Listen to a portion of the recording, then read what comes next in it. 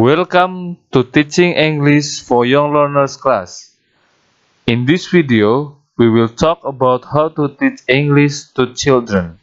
I'm Dendi and Rio will explain to you about that topic. So let's begin. In this video, we look at useful principles and guidelines for teaching young learners. Then, we turn to a discussion of some of the differences in teaching methods and strategies used across a range of contexts. These are what we are going to talk about. First, L1 characteristic. Second, teaching-centered or learning-centered. Third, types of language teaching approach. And the last is aids in learning.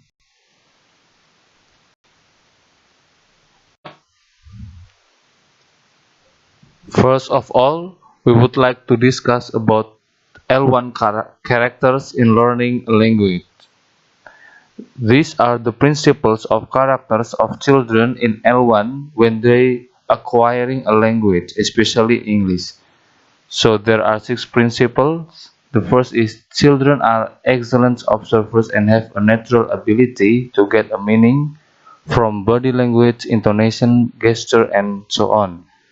And also children's learning L1 from repeating words and phrases and also doing a lot of exercise.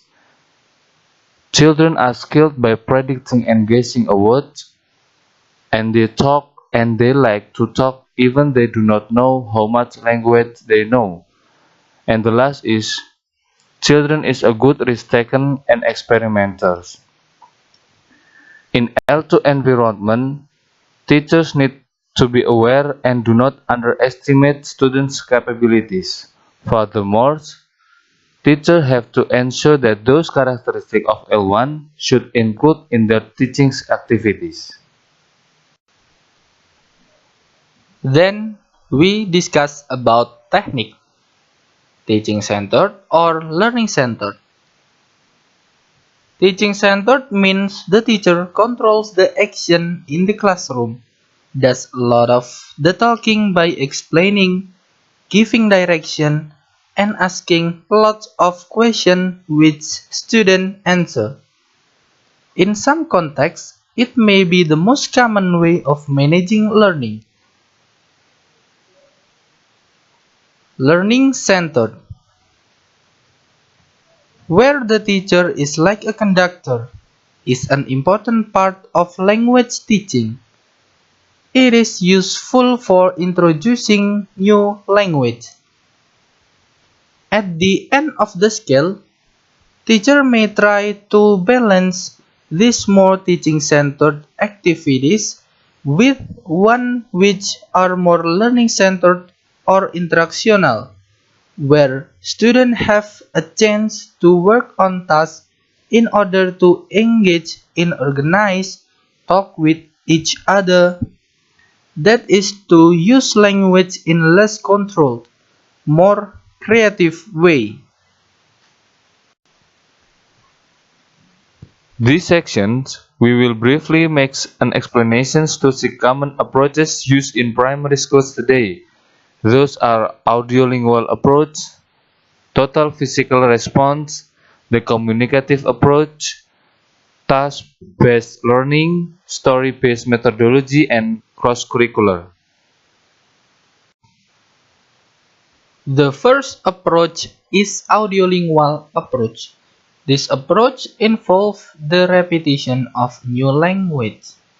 This approach is very manageable and useful for teachers with very low language levels. But this approach seems bored for the children because there is not enough variety to hold young learners' interest and may not encourage a positive attitude for foreign language learning. The second approach is total physical response. It is an approach to teaching a second language based on listening linked to physical activities which are designed to reinforce comprehension. The next approach is the communicative approach. It's more emphasized to the social nature of language learning and interaction. And there are the example activities of this approach. The first is problem solving, then interactive activities, and the last is creative activities. The next is about task-based learning approach. TBL is an attempt to improve on the communicative approach by trying to balance accuracy with fluency and by encouraging more authentic output, including speaking or writing from the learners.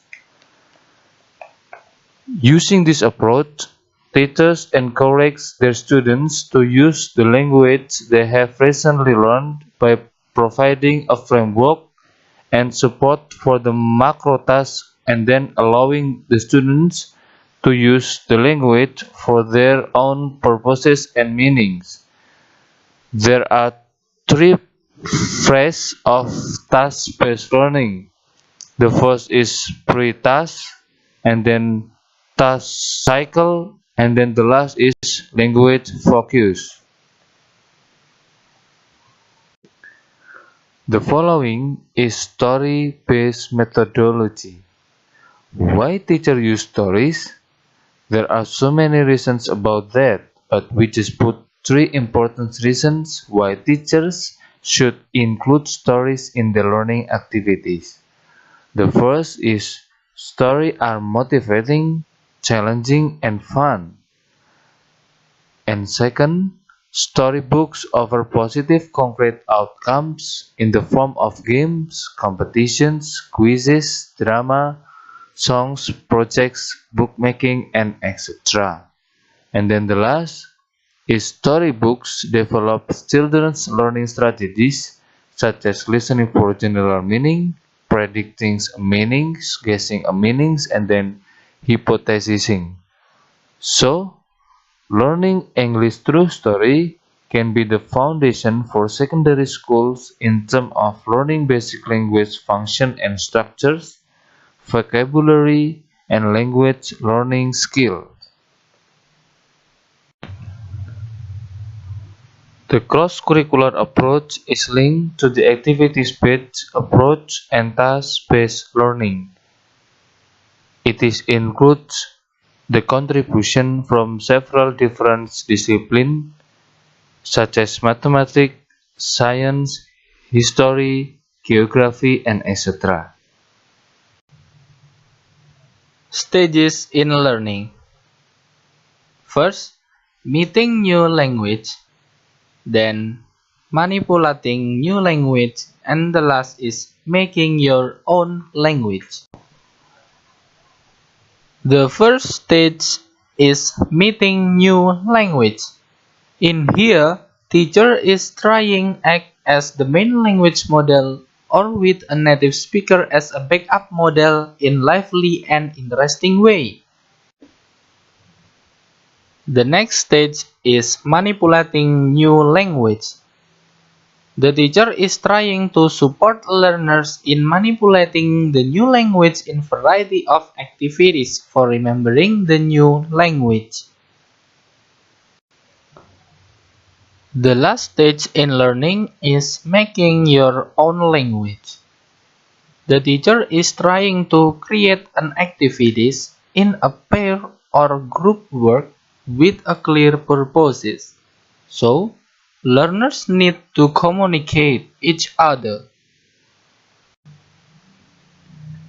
That's all about how to teach English to children. Hopefully you understand about it. Thank you for watching. Have a nice day.